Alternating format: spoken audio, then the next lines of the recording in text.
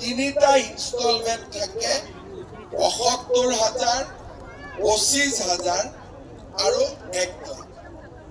যোৱাবাৰ আমি যি ২৫,০০০ যুৱক যুৱতীক প্ৰথম দুটা কিস্তি দিছিলোঁ, এই ফেব্ৰুৱাৰী মাহ বা মাৰ্চৰ প্ৰথম সপ্তাহত তেওঁলোকক আমি তৃতীয় কিস্তিৰ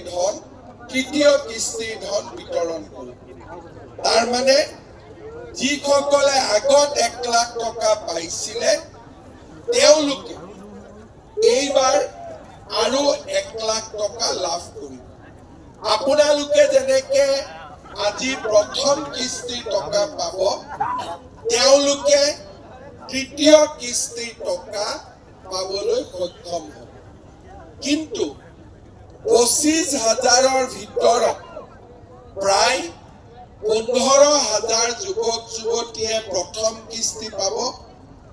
১০,০০০ যুৱক যুৱতীয়ে এতিয়াও আমি বিচৰা ধৰণে সেই যিটো পৰ্যায়লৈ আহিব লাগিছিল সেই পৰ্যায়লৈকে তেওঁলোক এতিয়াও আহিব পৰা নাই। কিন্তু তেওঁলোকক আমি নিৰন্তৰ চাই থাকিম। যদি তেওঁলোক আৰু ৬ মাহ পিছত আমি বিচৰা পৰ্যায়টোলৈকে আহিব পাৰে, তেতিয়া তেওঁলোকক আমি আকৌ তৃতীয় কিস্তিৰ ধন আমি বিতৰণ কৰিম। এই আঁচনিত যি ২ লাখ টকা আমি পাম, তাৰ ১ লাখ টকা ৰাজসাহায্য, অৰ্থাৎ ১ লাখ টকা আপোনালোকে চৰকাৰক ঘূৰাই